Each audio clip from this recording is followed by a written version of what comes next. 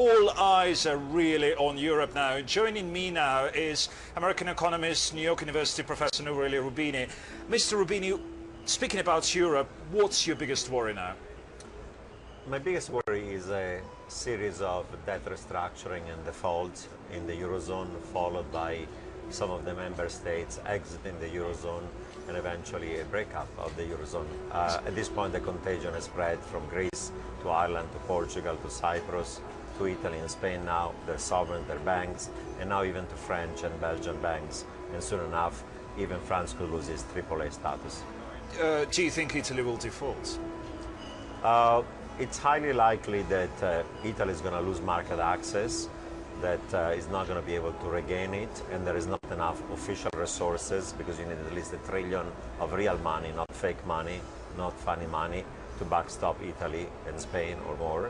And if that official money is not there, as I think is not going to be there in the next few months, then at some point down the line, Italy, like in the case of Greece, will have to coercively restructure its debt through a debt maturity extension. When will that point is likely to come? Well, I would think that in the next 12 months there is a high likelihood that Plan A for Italy is not going to work. Even with new government, the fiscal austerity and the structural reform are going to make it a recession worse. Until now, this leveraged EFSF and the SPV of the FSF looks like a joke, frankly. Those are two turkeys, are not going to fly. And if the ECB is not going to be the land of last resort because they don't want to take the credit risk and there are legal constraints because of the no bailout clause, at that point, after you patch together a little bit of IMF money and European money, and that's not enough, and the market will realize you need a big bazooka, Italy might be forced in a debt restructuring, and down the line, it might even be forced into an exit from the Eurozone. But will Italy be the last stop, or will it go to even bigger economies in the Eurozone? Well, right now the worries in the markets are about Italy, but Spain is as much of a disaster as Italy. Their debt as a share of GDP is lower, but their deficit higher, unemployment 20%, including young people 40%, and housing movement went bust. We'll see what the new government can do. And you cannot rule out that also the contagion spreads to France. The French banks are very sharply exposed to Italy and to Spain. And at this point, given that the policies of the government be relatively not disciplined, some of the rating agencies are already threatening a downgrade from AAA to something lower in the case of France. And if that happens, then spreads widen and you snowball like you've seen it for Greece, Ireland, Portugal, Italy, and so on. Do you expect any big French banks to go down? I don't, in the sense that there is, first of all, the ECB backstop, and then if they were to be rescued, I think that the French government is committed, like the other G7, to not let any too big to fail institution to disorderly fail. You might have that after recapitalization of French banks, they're not going to be able to raise the money in the private market, they have to do it to reach the 9% capital ratio. You'll have public injection of money, and if some of them get even more distressed, you might have a direct full takeover, call it nationalization or temporary government takeover of some institution that could be in trouble. You said about a series of defaults in the Eurozone and a series of Euro exits. How many countries do you think may exit the Eurozone in the next 12 to 18 months? Well, in the next 12 to 18 months, I would say that it's highly likely that Greece is going to exit the Eurozone.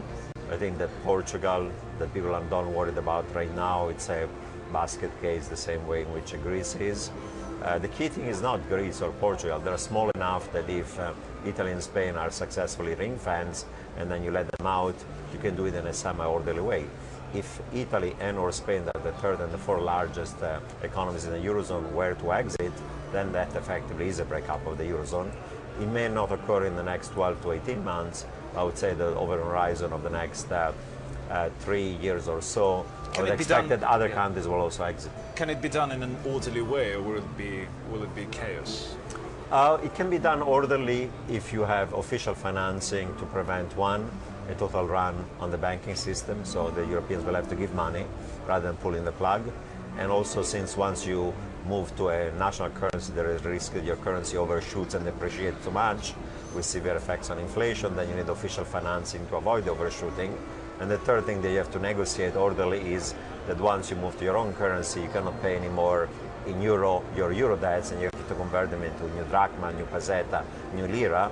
If you orderly negotiate the exchange rate at which it's going to be converted, you minimize the losses that your creditors in France, Germany, UK are going to get by receiving new drachma as opposed to the euros. But you have no option by converting those euro debts into new currency.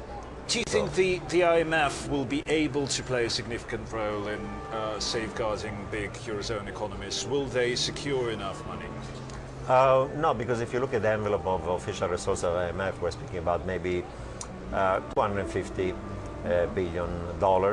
A lot of it is already committed to Greece, Portugal, Ireland.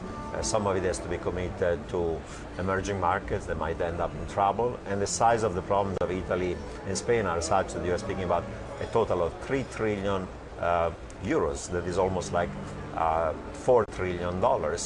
And the IMF doesn't have those resources. Even so if is the IMF, ECB the only game in town? Yes, because we're not going to have E-bonds, we're not going to quadruple the FSF. The FSF leverage is going to be, Turkey is not going to fly, the SPV is not going to fly. The ECB is the only true lend of last resort, but I think that the ECB is not going to do the job. One, because they don't want to take a huge amount of credit risk. There is a state of the world in which Italy and or Spain are insolvent, not just illiquid. Two, the treaty is very clear. There is no bailout clause. And if the ECB were to do unlimited support of Italy and or Spain in an unsterilized way, somebody in Germany is going to go and sue the ECB in the German Constitutional Court, and they're going to win that case. So you'll have a constitutional conflict. Many thanks to Nouriel Roubini, New York University professor here in Moscow. I'm Kirill Sukhotsky. This is Reuters.